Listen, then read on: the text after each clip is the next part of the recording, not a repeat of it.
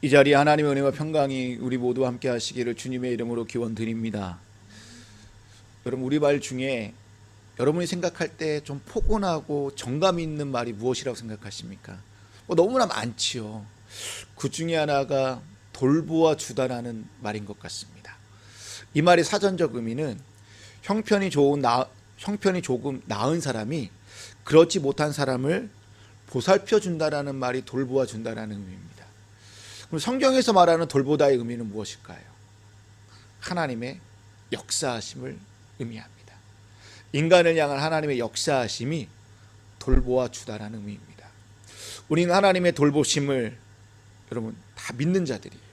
그 믿기 때문에 내 삶에 놓여져 있는 수많은 문제에 대하여 우리는 아무런 근심 걱정을 하지 않습니다. 왜 그럴까요? 우리에 대해서 너무나 잘 알고 있는 하나님께 맡겨드리고 기도하면 주님께서 다 해결해 준다라는 그 믿음이 있기 때문이라는 거죠. 사도 바울은 빌립보 교회에서 이렇게 얘기합니다. 빌립보서 4장 6절 7절에 있는 말씀입니다. 아무것도 염려하지 말고 모든 일을 오직 기도와 간구로 하고 여러분이 바라는 것을 감사하는 마음으로 하나님께 아뢰십시오. 그리하면 사람의 헤아림을 뛰어넘는 하나님의 평화가 뭐라고 되어져 있어요? 여러분의 마음과 생각을 그리스도 예수 안에서 지켜줄 것입니다. 아멘. 여러분, 이뿐만이 아니라는 거죠. 하나님의 돌보심을 내가 확신하며 사는 사람은 세상에서도 당당하게 살아가요. 무슨 일이든 하나님께 인도함을 받기 때문에 두렵거나 떨릴 게 하나도 없다라는 거예요. 한 걸음 더 나아가서 하나님의 보호하심에 있는 사람은 늘 기쁨과 감사함과 충만함 속에서 살아가기 때문에 늘 기적을 일으키는 사람이라는 거예요. 성경에 보면 그냥 예수님 오기 전까지, 예수님 말하기 전까지 그냥 늘 쭈그러져 있던 사람들이 예수님의 돌보심 속 안에 들어가니까 새로운 역사의 주인공이 된 얘기가 복음서에 너무나 많이 나옵니다. 그 중에 대표적인 얘기가 갈릴리 어부들이에요. 이들이 예수님을 만나고 나서 놀라운 세상의 주인공이 되었고 하나님 나라의 주인공이 되었잖아요. 그리고 수많은 남성들을 만나면서도 다 채워지지 못한 가운데 있던 한 여인이, 방탕했던 여인이 예수 그리스도를 만나고 나서 어떻게 돼요? 거룩한 여인으로 바뀌는 우리는 막달라 마리아도 알고 있습니다. 그리고 동족의 피와 땀을 다 뺏어 먹으면서 자기의 배만 채웠던 삭개오 역시 예수님을 만나고 나서 어떻게 돼요? 예수님의 그 따뜻한 손길을 잡고 나서 예수님의 친구가 되었다는 것입니다. 이처럼 주님의 따뜻한 손길을 잡고 하나님의 보호하심 속에 있는 사람은 그 전에 있던 상처와 아픔이 다 사라져서 어떻게 된다는 거예요? 기적을 일으키는 삶으로 이게 뭐예요? 체인지 된다는 것입니다. 결국 하나님의 돌보심 속에 있는 사람들은 하나님이 궁극적으로 뭘 주시냐면 그 사람에게 평안, 샬롬을 준다라는 것입니다. 오늘 이 시간 여러분에게 이러한 하나님의 돌보심이 저와 여러분에게 가득하기를 주님의 이름으로 축원드립니다. 오늘 본문 16절 말씀을 보시게 되면 이스라엘 백성을 돌보시는 하나님의 모습이 나옵니다. 16절 말씀입니다. 너는 가서 이스라엘 장로들을 모으고 그들에게 이르기를 여호와 너희 조상의 하나님 곧 아브라함과 이삭과 야곱의 하나님이 내게 나타나 이르시되 내가 너희를 돌보아 너희가 애굽에서 당한 일을 확실히 보았노라. 그럼 여기서 마지막 줄에 빨간색으로 표현한 이 돌보다라는 단어가 히브리어로요 파카드라는 단어예요. 파카드라는 이 단어는 세어보다, 방문하다, 살펴보다 또는 알아보다라는 의미를 갖고 있어요. 이 말의 의미는 윗사람이 아랫사람의 형편을 잘 살피면서 그를 도와주는 것이 파카드라는 단어예요. 이 파카드라는 단어가 하나님의 돌보심을 나타내는 단어인데 하나님의 돌보심이 여러분 가장 잘 나타내져 있는 본문이 저는 창세기 21장에 나와 있는 사라에게 역사했던 돌보심인 것 같아요. 창세기 21장 1절입니다. 주님께서는 말씀하신 대로 사라를 돌보셨다. 사라에게 약속하신 것을 주님께서 그대로 이루시니라고 되어져 있습니다. 여러분, 돌보셨다라는 말이 여기서 팍하다는 단어예요. 성경에서요, 이 단어가 제일 먼저 최초로 쓰여진 본문입니다. 그럼 여러분, 사라를 한번 생각해 보세요. 사라는 늙었어요. 임신을 할 수 없는 몸입니다. 하나님이 사라에게 너는 임신할 거야. 너의 뱃속에서 뭐예요? 후손이 태어나서 그가 약속의 자녀가 될 거야 라고 했지만 아브라함도 믿지 않았어요. 사라도 믿지 않았어요. 아브라함과 사라 다 모두 성경에 보니까 뭐라고 되어 있냐면 그냥 웃었다라고 되어져 있어요. 하나님의 약속과 하나님의 역사보다는 뭘 먼저 보는 거예요? 자신들의 이 몸, 늙어가는 몸, 특히 사라는 임신할 수 없어서 경수가 끊어졌다라고 되어져 있어요. 아이를 낳을 수 없는 몸이기 때문에 하나님이 아무리 약속을 하고 하나님이 아무리 말씀하신다 하더라도 이들은 웃을 수밖에 없었다라는 거예요. 하지만 하나님은 이들의 웃음을 진짜 기쁨에서 나온 웃음으로 뭐예요? 바꾸어 주셨다라는 거예요. 이게 창세기 21장 6절에 나와져 있습니다. 사라가 혼자서 말하였다. 하나님이 나에게 웃음을 주셨구나. 나와 같은 늙은이가 아들을 낳았다고 하며 듣는 사람마다 나처럼 웃지 않을 수 없겠지? 여러분, 이 말씀을 하기까지 사라의 심정을 한번 헤아려 보십시오. 그동안 사라는 하나님의 약속을 받았어요. 근데요, 믿지 못하고 어떻게 해요? 자신의 몸종, 그것도 애굽 여인인 하갈을 통하여 그 약속을 이어가려고 해요. 그래서 결국 하갈은 누구를 낳아요? 아들 이스마엘을 낳게 됩니다. 하갈은 사라의 몸종이었음에도 불구하고 아들을 낳았다라는 그 자부심 하나 때문에 목에 힘을 주며 마치 자기가 안방 주인처럼 행세하기 시작해요. 사라는 그 꼴을 보면서 묵묵히 참고 인내하며 긴 시간을 보내야 했습니다.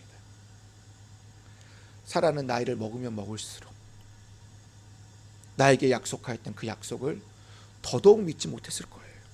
그리고 어떻게 했을까요? 실망하고 포기했을 것입니다. 바로 그때 하나님께서 사라에게 나타나셔서 오늘 본문 1절에 나와 있는 뭐예요?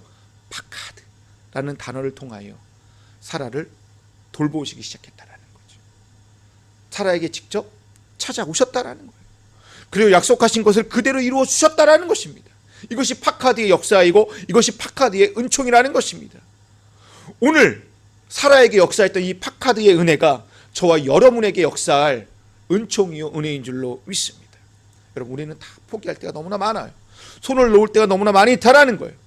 그때 하나님 우리를 지켜보고 계시다가 이때야 라고 싶어서 내 곁에 찾아와 주셔서 사라에게 했던 것처럼 내 삶에 직접 찾아오셔서 이렇게 손을 내밀면서 내가 너를 이제부터 돌볼게.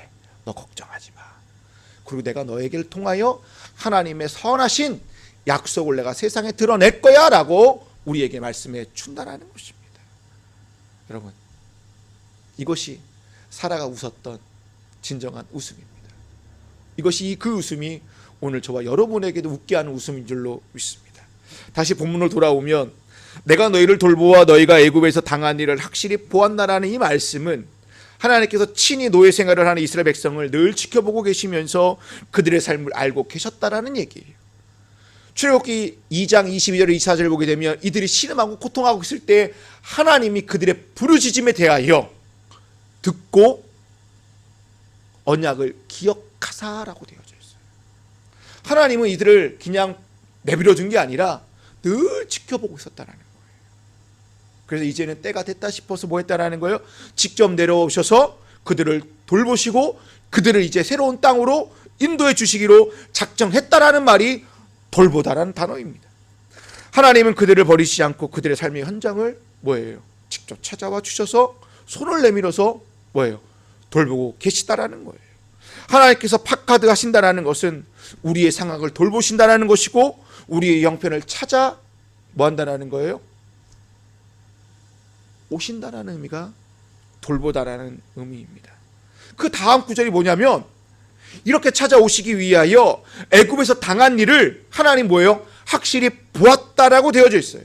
확실히 이 보았다라는 이 만어는 뭐예요? 내가 두 눈을 뜨고 똑똑히 보았다라는 거예요. 그래서 오늘 설교 제목이에요. 하나님 우리의 삶을 어떻게 해야 되는 거예요? 똑똑히 보고 계시다라는 거예요. 그 똑똑히 보고 계신 그 하나님이 우리의 삶을 살피기 위하여 찾아오셨대요. 그래서 공동번역에서는 이 돌보다라는 단어를 이렇게 번역해 놨습니다. 나는 너희들을 찾아와서 너희가 이집트에서 겪고 있는 일을 똑똑히 보았다라고요. 화면에 없습니다. 죄송합니다. 뭐예요? 돌보다라는 이 단어를 찾아오셨다라는 단어로 번역해 놓았다라는 거예요. 공동번역에서. 하나님 나를 돌본다라는 건 뭐예요? 내 삶에 직접 개입하시다 찾아오시다라는 의미와 뭐예요? 같다라는 거예요. 이제 하나님은 이스라엘 백성을 뭐예요? 구체적으로 돌보시기 위하여 뭐 한다라는 거예요? 고통과 억압이 아닌 자유와 해방을 주시기 위하여 출애굽시키고자 하십니다. 하나님은 애굽에서 나오는 것만 계획한 것이 아니라 그들이 앞으로 정착하며 살 땅까지 미리 다 마련해 놓았습니다. 그 땅이 뭐예요? 젖과 꿀이 흐르는 땅이에요. 근데 오늘 잘 한번 생각해 보십시오. 나중에 기회가 돼서 성지순례를 가면 참 좋을 것 같아요. 그럼 성지순례 가보면요, 그 땅이요 정말 젖과 꿀이 흐르는 땅이 아니라는 걸 깨닫게 됩니다. 그냥 적막한 땅이에요. 그 땅은 진짜 살 수 있는 땅이 별로 안 돼요. 별로 자그만 땅이에요. 그냥 이박 족속이 사는 그냥 항무지에 불과한 땅이에요. 근데 왜 하나님께서 젖과 꿀이 흐르는 땅이라고 얘기했을까요? 그럼 어떻게 생각하세요? 왜 그 땅이 젖과 꿀이 흐르는 땅이라고 생각하세요? 저는 이 본문을 묵상하면서 이렇게 해석했어요.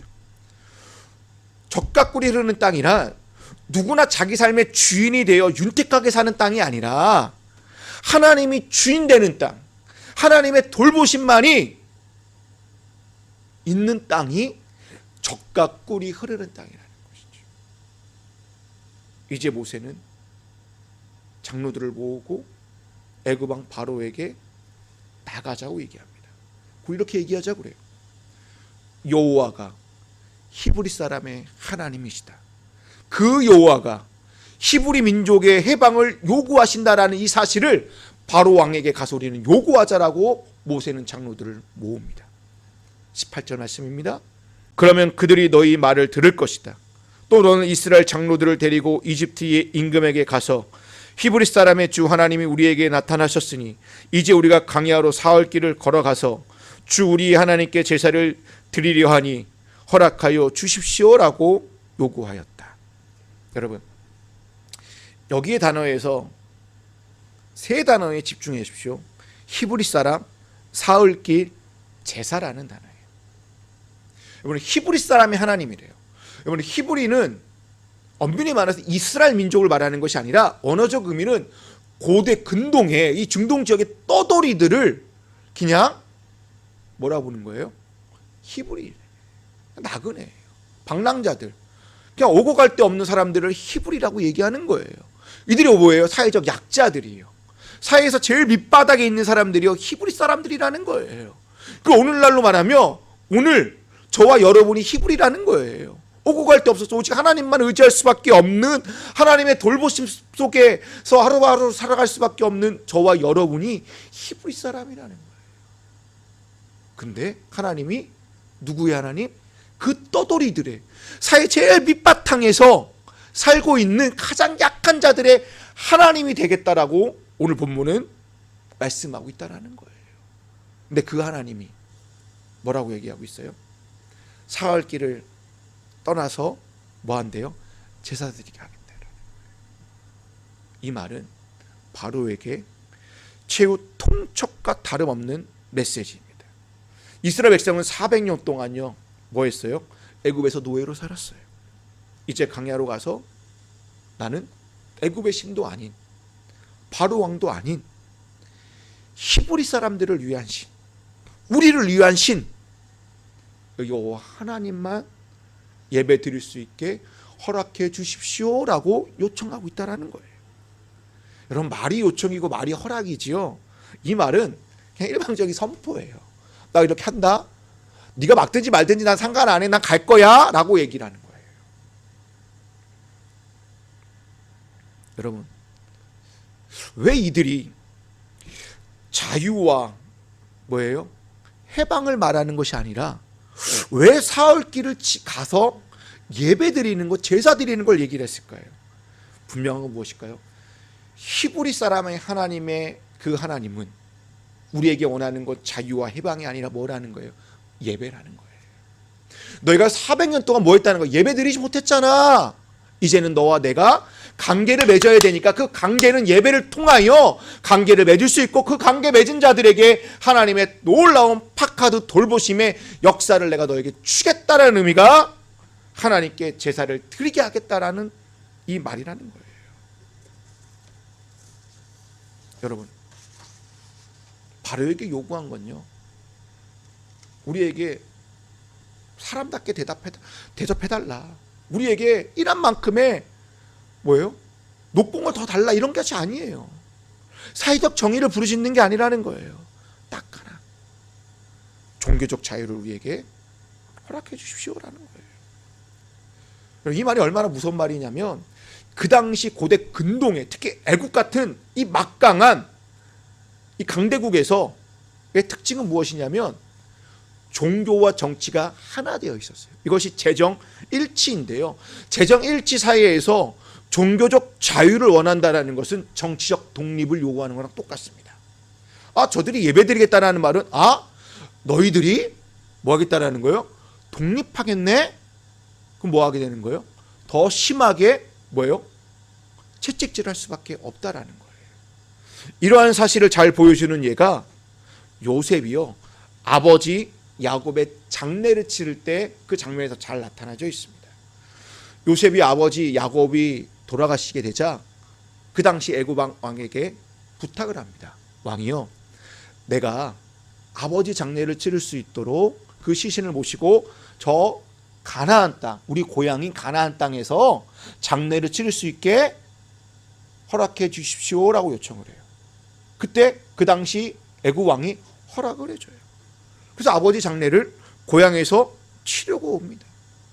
여러분, 요셉이요, 고향에서 아버지 장례를 치렀다라는 말은 하나님의 이름으로, 하나님이 원하는 방식으로 장례 예식을 치렀다라는 의미입니다. 바로가, 애굽 왕이 야곱의 장례식을 허락했다라는 것은 다르게 말하면 요셉에게 종교적 자유를 뭐예요? 인정해 주었다라는 거예요. 너가 섬기는 하나님을 나도 인정할 테니까 너 잘 섬기고 와라는 의미로 받아들일 수 있다라는 거예요. 근데 출애굽기 1장 7절을 보게 되니까 요셉을 알지 못하는 새 왕이 등장함으로 말미암아 뭐예요? 요셉에게 역사했던 그 왕이요, 다 사라져요. 새로운 왕조가 등극하면서요, 히브리 민족은요, 이제부터 뭐가 되는 거예요? 압제를 당하게 되고요, 노예의 신분으로 완전히 전락하고 말았다는 거예요. 여러분, 이들의 압제는 정치적인 압박, 탄압뿐만 아니라 뭐까지의 압박이고 탄압일까요? 종교적인 탄압까지, 종교적 자유까지 다 뺏어가는 억압이었다라는 거예요. 그런데 모세가 바로에게 당당하게 요구합니다. 광야에서 내가 3일 길을 가서 히브리 사람의 하나님을 위하여 내가 제사 드리게 해 주십시오라고요. 이건 당당하게 뭐예요? 나 이제부터 너 섬기지 않을 거야. 나 이제부터 애굽신 섬기지 않고 나는 하나님, 우리의 신만 섬기겠습니다 라는 선포적인 메시지가 바로 오늘 본문에 있는 메시지라는 것입니다. 여러분, 하나님께서 출애굽시키고자 하는 이유는 무엇입니까? 단순히 자유와 해방을 넘어 이들을, 노예였던 이들에게 뭐예요? 예배 공동체로 세워주시겠다라는 메시지입니다. 여러분, 예배 공동체는 우리가 매 주일 예배 드리는 것을 말하는 것은 아닙니다. 한 걸음 더 나아가 이 민족을 통하여서 430년 동안 종살이 했던 이들을 통하여서 뭐 하겠다는 거예요? 말씀과 삶을 일치시키는 민족으로, 삶 속에서 하나님의 역사하심을, 살아계심을 드러내겠다라는 것이 예배 공동체라는 의미입니다. 고로 예배 공동체는 우리 일상이 예배가 되는 것이고요, 삶이 예배가 되는 것을 말하는 것입니다. 이는 마치 바울이 로마서에서 말한 것처럼 똑같아요. 너희 몸을 하나님이 기뻐하시는 거룩한 산 제물로 드리라는 이 말씀을 하나님은 이 노예였던 히브리 민족에게 실현하고자 이들을 출애굽시키고자 한다라는 것입니다. 결국 하나님은 우리를 예배자로, 예배 공동체로 세워주시기 위해 우리의 삶 속에 모여 친히 찾아와 주셔서 우리를 일일이 살피시고 돌보시는 파카드의 은총을 이 시간 허락해 주신다라는 거예요. 다시 말해, 하나님께서 우리를 돌보신다라는 이 말은 단순하게 내 삶의 형편을 돌본다는 의미를 뛰어넘어 우리를 하나님의 자녀답게, 그 자녀다움이 예배이기 때문에 너희의 삶이 예배가 되고 너희 삶 속에 하나님의 영광을 드러내도록 내가 너를 뭐 하겠다라는 거예요? 돌보겠다라는 말이 파카드라는 단어입니다. 근데 사탄은 어떻습니까? 사탄은 우리의 필요한 것을 다 주는 것 같아요. 우리의 좋은 것을 다 주는 것 같아요. 근데 결국은요, 다 주면서요, 자신의 발 아래 두어 복종하게 만듭니다. 자유와 해방을 주는 것 같지만 결국은 우리의 삶을 억압과 구속으로 우리의 목을 쪼고 있다는 것입니다. 그래서 어떻게 해요? 우리에게 너는 더 이상 하나님의 형상이 아니라는 것을, 내가 하나님의 형상이라는 것을 잃어버리게 만들어요. 그리고 우리 스스로 자꾸만 나는 못난 놈이야, 나는 하나님의 자녀가 아닌가 봐, 나 같은 놈이 무슨 하나님의 자녀야, 무슨 너 같은 사람이 무슨 믿는 사람이야, 너는 그냥 벌레만도 못한 놈이야 라고 말하고 주고 있다는 거예요, 사탄이요. 그래서 내가 예배자로 서지 못하게 만들어요. 말씀대로 살지 못하게 만들어요. 여러분, 이 시간에 우리가 이렇게 예배하고 이렇게 함께 나와 예배 공동체를 이룰 수 있다는 그 하나가 엄청난 축복이고 엄청난 은총임을 기억하시기 바랍니다. 여러분, 하나님의 돌보심은 무엇일까요? 바로 예배를 통하여 나 자신을 발견하게 하시고 오늘도 살아갈 힘과 용기를 주신다라는 거예요. 하지만 사탄의 돌봄은 무엇입니까? 하나님의 돌봄과 정반대라는 거예요. 달콤한 사탕처럼 세상 속에서 행복을 다 주는 것 같아요. 세상 속에서 행복을 다 찾게 하지만 그 세상 속에서 남들과 자꾸 비교하게 한다는 거예요. 그래서 나의 정체성을 자꾸 땅바닥으로 떨어뜨리게 만든다는 거예요. 사탄의 돌봄 아래에 있게 되면 우리의 마음이 둔해져서요, 말씀을 들어도 듣지 못하게 되고 눈으로 보아도 깨닫지 못하게 된다는 거예요. 사탄은 우리에게 좋은 것을 다 주는 것 같지만 서서히 하나님으로부터 멀어지게 만들어서 세상과 사탄을 따르게 만든다는 것입니다. 하나님은 애굽 바로 왕이 만약 종교적 자유를 허락하지 않는다면 바로 왕에게 내가 누구인지 똑똑히 알아들을 수 있는 언어로 하시겠다라는 거예요. 이것이 20절에 있는 말씀입니다. 그러므로 나는 손수 온갖 이적으로 이집트를 치겠다. 그렇게 한 다음에야 그가 너희를 보낼 것이다. 뭐 하겠다라는 거예요? 만약 바로 왕이 뭐예요? 이스라엘 사람들을 출애굽시키지 않는다면 나의 강한 손으로 바로 왕을 비롯한 애굽 왕에 뭘 하겠다라는 거예요? 이적을 베푸겠다라는 거예요. 그것이 7장부터 나와 있는 10가지 재앙이 해당되는 것이에요. 바로 왕에게 하나님의 놀라운 이적과 기사를 뭐예요? 베푼다라는 거예요. 말이 좋아서 이적과 기적이죠. 뭐예요? 하나님의 무서운 손맛을 내가 너에게 보여주겠다는 말이에요. 이 말이에요. 하나님의 손맛을 본 후에 뭐 하겠다라는 거예요? 나가십시오라고 하겠다라는 거예요. 데리고 나가십시오. 근데 그냥 나갈 때 그냥 나가지 않고요, 어떻게 하겠다라는 거예요?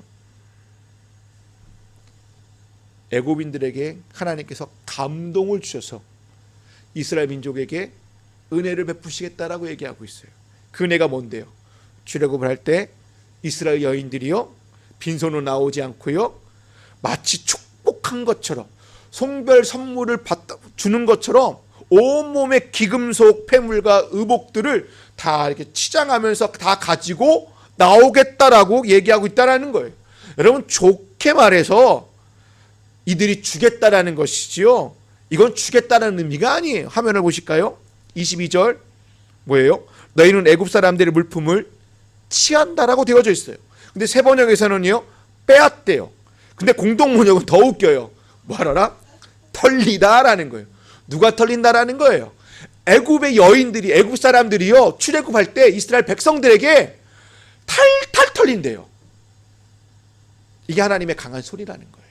근데 이것이요 애굽인들에게는 강한 손이지만 유대인들에게, 히브리인들에게는 뭐예요? 하나님의 돌보심이라는 거예요. 근데 이 돌보심은요 이미 오래전 400년 전에 아브라함에게 이미 역사하셨던 메시지입니다. 창세기 15장 14절 말씀입니다. 그러나 너희 자손을 종살이하게 한 그 나라를 내가 반드시 뭐한대요? 벌할 것이며 그 다음에 너희 자손이 재물을 많이 가지고 나올 것이다. 여러분, 오늘 본문 말씀을 통하여 우리가 확실히 알 수 있는 게 무엇입니까? 하나님이 우리에게 주시는 이 구원의 놀라운 역사는 이렇게 여유 있게 풍요로운 것까지 다 포함하고 있다는 거예요. 하나님께 구원을 받았다는 것은 내 삶의 풍요로움까지 하나님께서 뭐예요? 주시겠다라는 거예요. 그것이 하나님의 돌보심이고 그것이 하나님의 파카드의 역사인 줄로 믿습니다. 이제 말씀을 마무리 짓겠습니다. 저희 설교를 준비하면서요 제 삶을 한번 비교해 봤어요. 근데 도저히 이해가 안 돼요.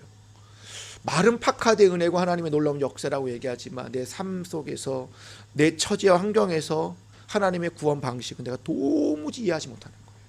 나는 왜 아직도 이 모양이지? 나는 왜 이러지? 그리고 자꾸 남들과 비교하게 되고, 그리고 다른 목사들과 비교하게 되고, 다른 가정과 자꾸 비교하면서 왜 이러지? 말씀은 준비하였지만 내 안에도 아직까지 풀리지 않는 의문은 하나님의 구원 방식은 왜 내 삶 속에서는 다를까라는 거예요. 왜 내 삶과 우리 가정에서는 너무나 답답할 정도로 하나님은 왜 침묵하고 계실까라는 거예요. 하지만 하나님은 지금 우리를 위하여, 나를 위하여 눈에 보이지 않게 조용하게 나를 위해 계획하고 계시고 돌보고 계시다라는 사실입니다. 하나님은 크게는 이스라엘 민족을 돌보셨고 그들을 출애굽시켜서 자유와 구원을 주셔서 하나님의 예배자로 세워주셨던 것처럼 오늘 저에게 그리고 여러분에게 그리고 여러분의 가정에게 뭐 한다는 거예요? 눈을 똑똑히 보시면서 돌보고 계시다라는 것을 믿으시기 바랍니다. 지금 당장 뭔가 해결되는 것이 없고 손에 잡히는 것이 하나도 없는 것 같지만 하나님 우리 한 사람 한 사람을 지금 겪고 있는 일에 대하여 나 몰라 하지 않고 계속 지켜보시면서 그 때를 찼을 때에 하나님의 도움의 손길, 하나님의 돌보심의 역사가 베풀어 주심을 믿으시기 바랍니다. 이 시간 오늘 우리에게 찾아오실 그 하나님의 역사하심을 여러분 기도하시기 바랍니다. 특히 이 하나님의 돌보심이 이번 지진으로 너무나 고통당하고 있는 튀르키예, 터키 그리고 시리아 국민들과 함께하기를 주님의 이름으로 축원드립니다. 이번 주 한 주간 동안 내 삶에 하나님의 돌보심을 신뢰하며 기도하십시오. 그리고 더 많은 돌보심의 역사가 여러분의 삶 가운데에 가득가득하시기를 주님의 이름으로 축원드립니다. 기도하시겠습니다.